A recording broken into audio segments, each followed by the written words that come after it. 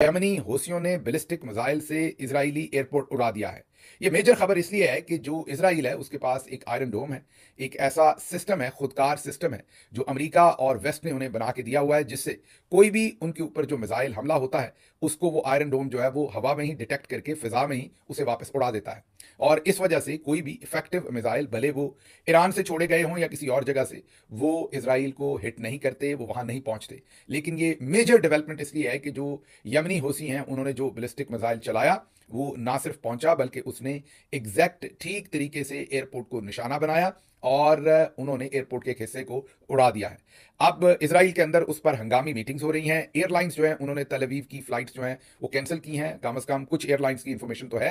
मसलन air India की जो फ्लाइट तल अवीव जा रही थी इंडिया से, उसको रीराउट किया गया है, कैंसिल किया गया है। उसकी उसकी डेस्टिनेशन पर जहां उसने पहुंचना था उस प्लान को कैंसिल किया गया और उसको अबू धाबी में उतारा गया है। इस वक्त वो जहाज अबू धाबी उतरा है और भी बहुत सारी फ्लाइट्स जो है वो रीराउट हुई हैं। उन्होंने अपना अराइवल वहां पर कैंसिल किया है। कम से कम एयर इंडिया का हमें पता चल रहा है कि उन्होंने 6 तारीख तक अपने जो ऑपरेशंस हैं वो तल अवीव के लिए कैंसिल किए हैं। ये मेजर एक स्टोरी है, इसकी मेजर रेमिफिकेशंस होंगी इस पूरे खित्ते के अंदर। और सबसे मेजर जो इसके इसके ऊपर तज्जिए हो रहे हैं, जो दिफाई तज्जिया निगार इसके ऊपर बातचीत कर रहे हैं, तो सबसे मेजर डेवलपमेंट ये है कि जो गालिबन एरो 3 नाम है उसका आयरन डोम का, जो उनके पास मिसाइल डिफेंस सिस्टम है जो खुदकार है। जैसे ही कोई मिसाइल उनकी तरफ बढ़ता है तो वो डिफेंस सिस्टम जो है, मिसाइल डिफेंस सिस्टम, वो खुद से ही उसको डिटेक्ट करता है और फिजा के अंदर ही वो उसे जो है रिस्पॉन्ड करता है और उसे इसराइल की जो स्पेस है, मीन जो ज़मीनी उसकी आप हदूद कह लें या ज़मीन पर, उसको लैंड नहीं करने देता। अब ये जो यमनी हौसियों ने ये जो बैलिस्टिक मिसाइल फायर किया और ये इसराइल तक पहुंचा, जो हमें मीडिया पर नजर आ रहा है और इस पर तज्जियात नजर आ रहे हैं, ये डेफिनेटली एक मेजर ब्रेक थ्रू है इस सारी सिचुएशन के अंदर। अब उनका एरो 3 काम नहीं किया दुरुस्त, या यमनी हौसियों के पास कोई ऐसा नई टेक्नोलॉजी आई है इस बैलिस्टिक मिसाइल के अंदर, कोई नई चिप है, नई टेक्नोलॉजी है जिसने उसको डिटेक्ट नहीं होने दिया या उसको डिच कर दिया उस सिस्टम को, ये कहना अभी कबल वक्त है। लेकिन ये जरूर है कि इससे पूरा जो खिता है उसके ऊपर मेजर इसकी रेमिफिकेशंस होंगी, क्योंकि इससे एक दिन पहले ही जो इजरायली प्राइम मिनिस्टर हैं उन्होंने एक ट्वीट किया था और उन्होंने डायरेक्टली हिट किया था कतर को।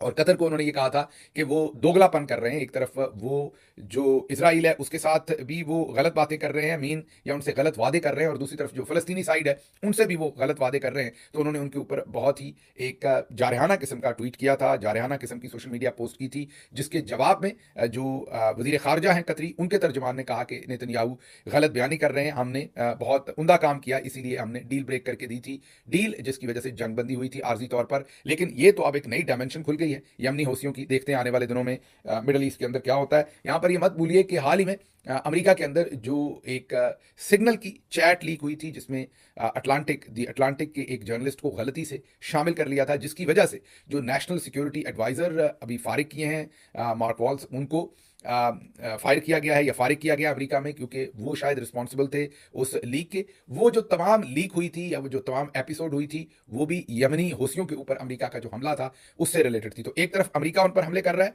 दूसरी तरफ यमनी हौसी जो है वो इसराइल पर हमले कर रहे हैं, और आज उनका बैलिस्टिक मिसाइल जो है वो पहुंचा है इसराइली एयरपोर्ट के ऊपर। अभी ये चंद घंटे पहले की डेवलपमेंट है, डेवलपिंग स्टोरी है, बहुत सारी इंफॉर्मेशन इसमें सामने नहीं आई। जब भी इंफॉर्मेशन जो भी इससे आगे आएगी वो आपके सामने रखेंगे। होपफुली अगले व्लॉग तक हमारे पास मजीद इस पर इंफॉर्मेशन होगी।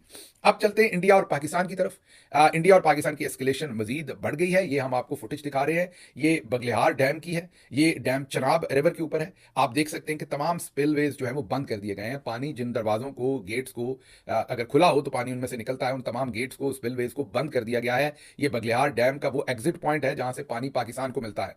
तो तमाम पानी जो है उसको बंद कर दिया है, हिंदुस्तान उसे रोक रहा है मुकम्मल तौर पर। यह जाहिर है इंडस वाटर ट्रीटी के खिलाफ है। और ये जहन में रखिए या अपनी याददाश्त में रखिए कि जो इंडस वाटर ट्रीटी है उसमें 3 दरिया जो हैं वो हिंदुस्तान को कंप्लीटली मिले हैं, जिसमें रावी है, सतलुज है, ब्यास है। ये सारे इधर लाहौर की साइड पर ऊपर वाले दरिया हैं, और 3 नीचे वाले वेस्टर्न साइड के जो दरिया हैं वो पाकिस्तान को मिले थे, जो चनाब, झेलम और सिंध, इंडस। तो ये 3 जो है ये पाकिस्तान को मिले थे। अब बगलियार डैम जो है ये चनाब पर है, उस पर इंडिया ने पानी रोक दिया है। ये ANI उनकी न्यूज़ एजेंसी है, ये उनकी वीडियो है जो हम आपको दिखा रहे हैं। इंडिया क्लेम भी कर रहा है और सबूत भी दिखा रहा है। हमारी तरफ तरफ तो चले हम ग्लोरिफिकेशन कर रहे हैं बहुत सारी चीज़ों की, और लोगों को कुछ ना कुछ गलत इन्फॉर्मेशन भी कई चीज़ों में दे रहे हैं, लेकिन वहाँ पर जो इस वक्त की सूरत हाल है कि उन्होंने वो पानी रोक दिया है। अब दूसरी तरफ जो सोर्सेज हैं वो क्लेम कर रहे हैं कि इंडिया के अंदर जो किशनगंगा डैम है वो उन्होंने दरियाई झेलम पर बनाया है, उस पर भी वो पानी रोकने जा रहे हैं। मारिन ये समझते हैं कि नीलम वैली पर इसका गहरा असर होगा। अगर ये पानी रोका गया तो वहां पर एनवायरनमेंट भी तबाह होगा, वहां पर आबी हयात जो है वो भी मारी जाएंगी, और ये बहुत ही बुरा होगा पूरे का पूरा नीलम वैली के लिए। अब देखते हैं इस पर इंडिया क्या करने जा रहा है, हमारी स्ट्रेटेजी क्या है, क्योंकि अभी तक जो हमारी स्ट्रेटेजी सामने आ रही है वो तो बहुत ही इंटरेस्टिंग तो नहीं कहूंगा, मायूस कुन है, क्योंकि हमने वजीर खारजा के तौर पर, अब वजीर खारजा तो नहीं है तो वो दाखिला मोहसिन नकवी, लेकिन उनको मिडिल ईस्ट के दौरे पर भेजा है और अब वो जाकर एंगेज करेंगे। वो वजीर खारजा भी नहीं है, लेकिन उनको हम, यही तो इस हुकूमत का काम है, जिसके पास 90% वोट है उसे जेल में बिठाया हुआ है, जिसके पास 17% वोट हैं, 17 सीटें हैं, उनको हुकूमत दी हुई है, और कहते हैं कि अवाम उनके पीछे खड़ी होकर अब एक जंग भी लड़े। जिनको अवाम ने वोट नहीं दिया, आप बताइए कि उनके ऊपर अवाम कैसे ट्रस्ट करे और एक इतनी बड़ी जंग में उनके पीछे जा खड़ी हो। आज अलीमा खानम साहबा ने ट्वीट भी यही किया कि मामला तो सीधा सा है, जिसको अवाम ने वोट दिया उसको जेल से बाहर निकालें ताकि वो कौम को इकट्ठा करे, और जो फैसले करे वो पूरी कौम इकट्ठी होकर फिर उससे मत में जाए। कौम कैसे कर सकती है ये कि जिनके पास सिर्फ 17 सीटें हैं, जिन्हें कौम ने मैंडेट ही नहीं दिया, आप उन्हें कौम पर पहले इंपोज करते हैं और फिर कहते हैं कि एक बहुत बड़ी जंग जो है वो उनके पीछे खड़े होकर आप लड़े। जब पूरे का पूरा सिस्टम ही नाइंसाफी पर और गैर कानूनी तौर पर आपने इंस्टॉल किया हुआ है, तो अवाम का फिर उसमें ट्रस्ट और इंटरेस्ट क्या रह जाएगा। बहरहाल जैसे मैंने आपको बताया कि ये सूरत हाल जो डेवलप हो रही है पाकिस्तान के अंदर, वो ये है कि लीडरशिप की कमी है, जिसकी वजह से अब मोहसिन नकवी को वहां भेजा जा रहा है। अब मोहसिन नकवी साहब को और कोई जानता हो ना जानता हो, मिडिल ईस्ट वाले तो जानते हैं ना, उनके यहाँ पर जो सफीर है वो वहां पर रेगुलरली बताते होंगे कि ये शख्सियत क्या है, इनकी पाकिस्तान में क्या रेपुटेशन है, इनका बैकग्राउंड क्या है, ये कैसा जर्नलिज्म करते रहे हैं, जर्नलिज्म में इनकी रेपुटेशन क्या थी, ओवरऑल पाकिस्तान में इनकी रेपुटेशन क्या थी। तो आप खुद ही सोच सकते हैं कि ऐसे मौके पर जब आपको स्टेट क्राफ्ट की जरूरत है, स्टेट्समैनशिप की जरूरत है, किसी बहुत ही आप ये कहें कि संजीदा आदमी को भेजने की जरूरत है, उस वक्त आप मोहसिन नकवी साहब को भेज रहे हैं, but that is the best you have. यही लगता है कि आपके पास वही बेस्ट है। और देखें भी तो अगर दूसरे जो आपके पास दो जोकर हैं, इसहाक डार और ख्वाजा आसिफ, वो जब मुंह खोलते हैं पाकिस्तान को मरवा देते हैं, फंसवा देते हैं किसी न किसी स्टेटमेंट में, उनसे तो फिर ये बेहतर ही होगा। अंधों में काना राजा वाली बात है। तीसरी तरफ आपके पास वो बेचारे डिंटोनिक है, जिन्होंने आज अरेंज कर रखी थी एक ब्रीफिंग, और पॉलिटिकल पार्टीज के लिए ब्रीफिंग अरेंज कर रखी थी। ये भी एक लतीफा था कि इंफॉर्मेशन मिनिस्टर जो है उसने पॉलिटिकल पार्टीज को ब्रीफिंग देनी है। अब गौर कीजिए सीरियसनेस की, इंफॉर्मेशन मिनिस्टर का काम जाहिर है मीडिया के साथ है, पब्लिक के राय आमा जो है, एक पब्लिक है आम, उससे एंगेज करने का तो है, लेकिन पॉलिटिकल पार्टीज के साथ तो हमेशा सीनियर तरीन लीडरशिप जो है वो आपकी इंटीरियर मिनिस्ट्री, आपकी फॉरेन मिनिस्ट्री, आपकी जो जितने भी डिफेंस मिनिस्ट्री, उन लोगों को जो सीनियर तरीन लोग आपके होने चाहिए उनको इंटरेक्ट करना चाहिए, उनको पॉलिटिकल पार्टीज को एतमाद में लेना चाहिए। लेकिन पॉलिटिकल पार्टीज का भी तो मजाक बनाया हुआ है,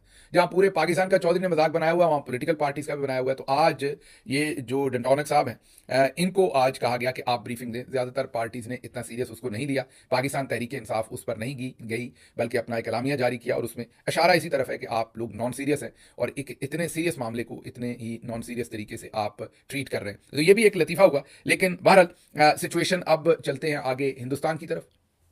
हिंदुस्तान के अंदर मोदी की उनके एयर चीफ से आज मुलाकात हुई है संडे वाले दिन, और कल उनकी हफ्ते वाले दिन गालिबन मुलाकात हुई अपने नेवल चीफ के साथ। इससे ये वाज़ेह है कि या तो जो प्लान मोदी ने बनाया था वो वर्कआउट नहीं कर रहा, या वो नया प्लान डिवाइस कर रहे हैं, या अभी उन्होंने अपना प्लान इंप्लीमेंट नहीं किया। लेकिन ये तय है कि मामला अभी तक जो नजर आ रहे हैं वो एयरफोर्स उसमें कलीदी किरदार होगा, जो भी इंडिया अगर कोई रिएक्शन करेगा। और जैसा कि अब वाज़ेह हो चुका है अमरीकी नायब सदर के बयान के बाद कि ये शायद गल हो गई है, मतलब कि बातचीत हो गई है, कुछ वो करेंगे कुछ ये करेंगे, और फिर मामला रफा दफा हो जाएगा। लेकिन इसमें से एक चीज जो बहुत उम्दा तरीके से की जा रही है वो ग्लोरिफिकेशन है, और ग्लोरिफिकेशन है पाकिस्तान के आर्मी चीफ जनाब जनरल आसिम मुनीर, तमगा इम्तियाज मिलिट्री की, और उनकी ग्लोरिफिकेशन हो रही है। और नैरेटिव जो है उसे किसी तरह से खींच के पाकिस्तान में अब आर्मी चीफ के हाथ में देने की कोशिश की जा रही है, क्योंकि पिछले 3 साल से पाकिस्तान की अवाम जुड़ी हुई है डेमोक्रेसी के साथ, फ्रीडम ऑफ स्पीच के साथ, रूल ऑफ लॉ के साथ, ह्यूमन राइट्स के साथ, इमरान खान के साथ, और पाकिस्तान में जो हो रही ज्यादतियां हैं उनके खिलाफ, वो ओवरसीज पाकिस्तानी हो या वो पाकिस्तान के अंदर पाकिस्तानी हो, वो इसी तरफ खड़े हैं। लेकिन अब उसको बदलने के लिए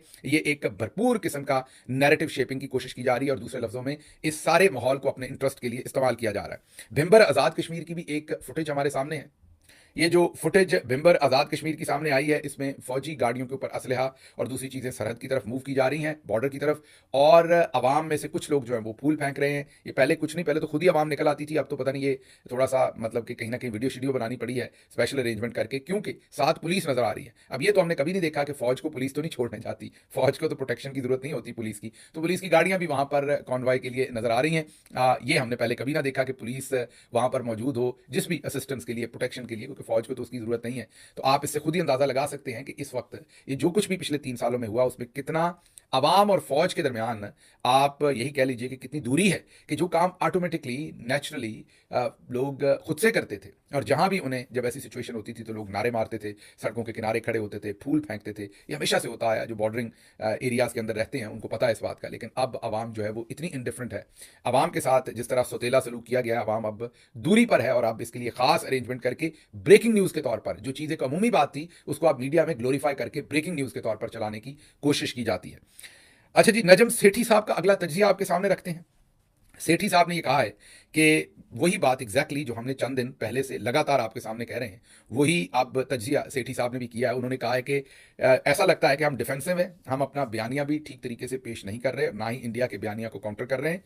जो हम बार बार आपके सामने बात रख रहे थे, उन्होंने कहा कि इंडिया का बलूचिस्तान में कार्रवाइयों में हाथ है, और अगर है तो फिर आप क्यों इंटरनेशनल मीडिया के सामने नहीं रखते। ये सेठी साहब का कहना है, दुरुस्त कहना है उनका, बिल्कुल दुरुस्त तजिया उनका। उसकी वजह ये कि हम भी बार बार आपके सामने कह रहे हैं कि 26 लोग जो या 28 लोग जो कत्ल किए गए पहलगाम के अंदर, कोई शक नहीं कि दहशतगर्दी का वाकया है, जितनी मजम्मत की जाए कम है। हमारी तमाम हमदर्दियां लवाहकीन के साथ, लेकिन इसके साथ साथ हमें वो हमदर्दियां जो जाफर एक्सप्रेस में लोगों, दहशतगर्दों ने मासूम लोगों को मारा, उनके साथ भी रखनी पड़ेंगी, इंडिया को भी रखनी पड़ेंगी, पाकिस्तान को भी रखनी पड़ेगी। लेकिन इंडिया तो फेल नहीं हुआ, उन्होंने तो अपने 28 लोगों को पूरी दुनिया के अंदर प्रोजेक्ट भी कर लिया इस साने को, और पूरी दुनिया से स्टेटमेंट्स भी ली, और पूरी दुनिया उनके सामने भी खड़ी रही। लेकिन हमारी नालायकी देखिए कि पूरी ट्रेन यरगमाल हुई 450 लोगों की, उसमें से 100 से ज्यादा, कम से कम लोग तो कहते हैं कहीं ज्यादा, लेकिन 100 से ज्यादा वहां शहादतें और जाने गई, लेकिन उसको हम पूरी दुनिया के सामने नहीं रख सके। हमारी नालायकी है, डिफेंसिव कह ले, मेरे ख्याल में तो इनकम्पिटेंस है, और कंप्रोमाइज है हम ओवरऑल जो हमारे नेशनल इंटरेस्ट है उनके ऊपर। अदरवाइज इतनी नालायकी नहीं हो सकती डिफेंसिव होने की, और कोई वजह जो है वो नजर नहीं आती। अच्छा जी, अब अगली खबर की तरफ चलते हैं, और अगली खबर भी हिंदुस्तान से है, जिन्होंने पाकिस्तान से रिलेटेड एक और अहम फैसला किया, और पाकिस्तान की तजारत पर एक इंपॉर्टेंट उन्होंने डिसीजन लिया है। और डिसीजन उनका यह है कि ऐसे कोई भी कंटेनर्स जिनके अंदर पाकिस्तानी सामान होगा, या वो जहाज, हमारे तो खैर है नहीं, हमारे तो ऐसे कोई, मेरा नहीं ख्याल कि शिपिंग लाइंस हमारी कोई इतनी ज़्यादा हैं कि जिनके जो पाकिस्तानी फ्लैग कैरियर हों, लेकिन हो सकता है चंद हों भी। लेकिन उन्होंने ये कहा है कि ऐसे तमाम जहाज जिन पर पाकिस्तानी सामान होगा या पाकिस्तान से कोई लेना देना होगा, वो अब किसी सूरत भी किसी भी इंडियन बंदरगाह के ऊपर लंगर अंदाज नहीं हो सकते। टिट फॉर टैट हम भी फॉलो अप करते हैं, आपको पता, हम देखते रहते हैं। इंडिया पहले फैसला करता है, फिर हम वही फैसला कर देते हैं। वो कहते हैं अटारी बॉर्डर बंद होगा, हम कहते हैं वाघा बंद होगा। वो कहते हैं सबके वीजे कैंसिल, हम कहते हैं सबके वीजे कैंसिल। तो हम उनको फॉलो करते हैं, जो वो डिसीजन करते हैं वो उतना ही डिसीजन हम आगे से कर देते हैं। ऐसा नहीं कि हम उससे कोई दुगना डिसीजन करते हैं, उतना की आगे से हम वापस डिसीजन कर देते हैं। तो पाकिस्तान ने भी वही डिसीजन किया कि कोई भी इंडियन जो फ्लैग कैरियर कोई भी शिप है वो पाकिस्तान में डॉक नहीं होगा, और इसी तरीके से सामान जो है वो यहाँ पर नहीं आ सकेगा। अब मेरा ख्याल है कि इसका नुकसान शायद पाकिस्तान को ज्यादा हो, क्योंकि आमदोरफ्त इंडिया से ज्यादा है। बहुत सारा सामान LCL जो लोग करते हैं, मीन पूरा कंटेनर नहीं, अगर उसके अंदर थोड़ा सामान अपना रखते हैं, और बहुत सारी चीजें जो हैं वो शायद इस तरह के जो अरेंजमेंट्स हैं वो इंडिया के साथ पाकिस्तान को ज्यादा नुकसान होगा, क्योंकि शिप्स कुछ सामान यहाँ से लेते होंगे, बाकी वहां से लेते होंगे। मैं एक्सपर्ट नहीं हूँ इसमें, ना ही हमारी को बहुत ज्यादा इस पर अभी रिसर्च है, आज ही की खबर थी। तो एक अमूमी हमारा जो हमारी फील है कि इसमें भी शायद नुकसान ज्यादा हमें होने का खदशा है। अगली खबर आज इंडिया से ही है, वहां पर एक तरथली मच गई। तरथली इसलिए मच गई कि 2 पाकिस्तानी हेलीकॉप्टर जो है कराची से उड़े और इंडियन गुजरात के इलाके में जा पहुंचे, और अहमदाबाद के ऊपर हूवर कर रहे थे। इंडिया के अंदर इस पर बड़ी तरथली मची, और वजह तरथली की यही बनी इंडिया के अंदर के पाकिस्तानी, आपको पता है एयर स्पेस बंद है पाकिस्तानी जहाज़ों के लिए, और इंडिया के जहाज़ों के लिए पाकिस्तान की एयर स्पेस बंद है। तो ये पाकिस्तानी हेलीकॉप्टर कैसे पहुंच गए, क्या करने पहुंच गए, किसी मिशन पर हैं, तो वहां पर पूरी जो न्यूज़ की दुनिया है, क्योंकि आजकल लोग ऑनलाइन ही मॉनिटर करते हैं जहाज़ों को बहुत सारा। पहले तो ये इन्फॉर्मेशन सिर्फ एयरफोर्स और फौजी जराये के पास होती थी, अब आम लोगों के पास भी होती है। तो मीडिया में, ट्विटर पर, सोशल मीडिया पर आना शुरू हो गया, और एक तरथली मच गई, जिसके बाद फिर इंडियन अथॉरिटीज़ ने एक्सप्लेनेशन जारी की कि ये अमेरिकन हेलीकॉप्टर्स हैं जो पाकिस्तान से उड़े हैं, और उनका राउट जो है वो पहले से अप्रूव था। और उन्होंने फर्दर ये भी वाजे किया कि पाबंदी पाकिस्तानी जहाज़ों के ऊपर है, लेकिन अगर कोई और तीसरे मुल्क का जहाज़ पाकिस्तान में से होकर हिंदुस्तान आता है तो उसको इजाज़त है। तो ये भी आज वहाँ पर एक तरथली मची रही कि किसी तरह से पाकिस्तानी हेलीकॉप्टरों ने कहीं अहमदाबाद के ऊपर, गुजरात का जो शहर है, हमला आवर तो नहीं हो गया, या और कोई मामला तो नहीं है। अगली खबर आपके सामने रखते हैं इस्लामाबाद से, जहां पर सदर ममलकत ने शाम 5 बजे कौमी असम्बली का इजलास एक तो कल के लिए बुलाया है, और अभी चंद दिन पहले ही नवाज शरीफ साहब ने पहले ही स्टेटमेंट दे दी थी कि जो कौमी असम्बली का रोल है पहलगाम के सारे क्राइसिस में वो बहुत उमदा है। और हालांकि हमने तभी आपको बताया था कि कौमी असम्बली का तो सेशन ही नहीं चल रहा, कौमी असम्बली में तो कुछ हुआ ही नहीं, ना कोई तकरीर हुई ना बात हुई, तो नवाज शरीफ साहब को किसने कह दिया कि कौमी असम्बली का रोल जो है वो बहुत अच्छा है। लेकिन बहरहाल अब स्पीकर ने सदर पाकिस्तान ने कौमी असम्बली का इजलास कल शाम 5 बजे बुला लिया है। लेकिन छुट्टी वाले दिन जो उन्होंने अहम काम किया आज, उन्होंने वफाकी काबीना, वुज़रा और मुशरा जितने भी हैं वुज़रा ममलकत हैं, उनके अलाउंसेज और तनख्वाहों में उन्होंने मंजूरी दे दी और एक फौरी आर्डिनेंस जारी किया है। जी हाँ, आर्डिनेंस तब जारी किया जाता है जब असम्बली से कोई बहुत ही ऐसा काम हो जो बहुत मजबूरी का हो और क्विक करना हो और असम्बली से उसकी अप्रूवल लेने में वक्त लगता हो, तो फिर फौरी आर्डिनेंस किया जाता है। तो क्योंकि ये तनख्वाहें बढ़ाना तो बहुत ही आपको पता है कि इंडिया पाकिस्तान की अगर जंग हो और न्यूक्लियर जंग हो तो उससे भी ज़्यादा अहम काम ये है कि इनकी तनख्वाहें बढ़ाई जाए। तो जिनकी 2-2, ढाई-ढाई, 3-3 लाख तनख्वाहें थी, वो 5-5, 6-6, 7-7 लाख बढ़ा दी गई हैं। और अब आज ही के दिन एमरजेंसी में वो ऑर्डिनेंस साइन किया गया है, क्योंकि ये डिले नहीं हो सकता था। तो इनकी प्रायोरिटीज देख लें कि एक तरफ मुल्क के साथ क्या हो रहा है और दूसरी तरफ ये क्या फैसले कर रहे हैं। ये आप खुद सोच भी सकते हैं, समझ भी सकते हैं कि उन्होंने छुट्टी के दिन का भी ख्याल नहीं किया और तनख्वाहें बढ़ाने का ये जो फैसला था, जो कौमी अहमियत का था, उसे छुट्टी वाले दिन ही अंजाम दिया। बल्कि इन तनख्वाहों के बढ़ाने का बिल कौमी असम्बली से या सेनेट से पास नहीं करवाया, ऑर्डिनेंस का सहारा लिया गया, ऑर्डिनेंस पास करके और उस पर साइन किए गए हैं। तो आप खुद सोच लीजिए कि ये लोग जंग के हालात में भी अपने पेट का सोचते हैं, अपना सोचते हैं, मुल्क का इनसे कोई लेना देना नहीं। मुझे यहां से इजाजत दीजिए, लेकिन जाने से पहले आपको एक दफा फिर याद करवा दूं कि हमारे व्हाट्सएप चैनल को ज्वाइन कीजिए। वजह ये कि हमें रोका जा रहा है, हमारी आवाज़ को पाकिस्तान में मुकम्मल तौर पर रोका हुआ है, जैम किया हुआ है सब कुछ। आप इमरान रियाज देख लें, मेरा देख लें, साबिर शाकिर देख लें, मोहित पीरज़ादा देख लें, सब कुछ जकड़ा हुआ है पाकिस्तान के अंदर, बिल्कुल जैम किया हुआ है पिछले कई महीनों से। लेकिन जब आप व्हाट्सएप चैनल ज्वाइन करते हैं तो उससे हम डायरेक्टली आप तक पहुंच सकते हैं। बहुत सारे डॉक्यूमेंट्स, बहुत सारी चीज़ें जो आप तक पहुंचानी हो वो डायरेक्टली पहुंचा सकते हैं। लेकिन एक बात ध्यान में रखिएगा कि आपको ये खदशा ना हो कि जब आप चैनल ज्वाइन करेंगे तो आपकी कोई इन्फॉर्मेशन लीक हो जाएगी। ये इन्फॉर्मेशन सिर्फ व्हाट्सएप के पास रहती है, हमें भी नहीं पता होता कि आपने हमारा चैनल ज्वाइन किया है या नहीं। और पाकिस्तानी चौधरी साहब के पास भी कोई एक्सेस नहीं है व्हाट्सएप की, वो आपको वैसे ही डराते हैं। पूरा पाकिस्तान डरा हुआ है और पूरा जैसे रिलीजियसली बिलीव करता है कि हाँ जी हर एक का व्हाट्सएप वो पढ़ रहे हैं। ऐसा कुछ नहीं है। व्हाट्सएप अगर पाकिस्तानी एजेंसीज आपका पढ़ सकती हैं तो फिर वो मोदी का भी पढ़ लेंगी। ओके, टेलीफोन की तो बाउंड्री है, व्हाट्सएप की तो कोई बाउंड्री नहीं है, और ये तो पूरी दुनिया इस्तेमाल करती है अब ये ऐप्स। तो इसलिए जो जो माचिस है वो किसको देनी है, वो जाहिर है जिन्होंने टेक्नोलॉजी बनाई है वो 10 दफ़ा सोचते हैं। तो बहुत ही खास हालात में अगर आपका फ़ोन किसी के हत्थे चढ़ जाए, उसमें कोई चीज़ इंस्टॉल कर दें, तो बहुत ही खास हालात में बहुत ही इंपॉर्टेंट लोगों के जिनके पीछे एजेंसीज लगी हों खुसूसी तौर पर, उनका फ़ोन तो किसी तरह से हैक हो के सब कुछ किया जा सकता है। पोलिटिकल लोग हों, जर्नलिस्ट हों, पीपल इन इंटरेस्ट हो, जो कॉमन आदमी है उसका व्हाट्सएप ना सुना जा सकता है, ना उसमें एक्सेस ली जा सकती है जब तक कि उसका फ़ोन किसी के हत्थे नहीं चढ़ता। और वजह मैंने आपको बता दी है, वजह यह है कि अगर व्हाट्सएप तक एक्सेस पाकिस्तान के अंदर किसी की हो गई तो then sky is the limit. फिर अगर व्हाट्सएप में आप घुस गए तो वो तो पूरी दुनिया में व्हाट्सएप है ना। तो आप किसी के भी, फिर अमेरिका में भी बैठे आप व्हाट्सएप लोगों के कर लेंगे, आप बरतानिया में भी कर लेंगे, मोदी का भी कर लेंगे,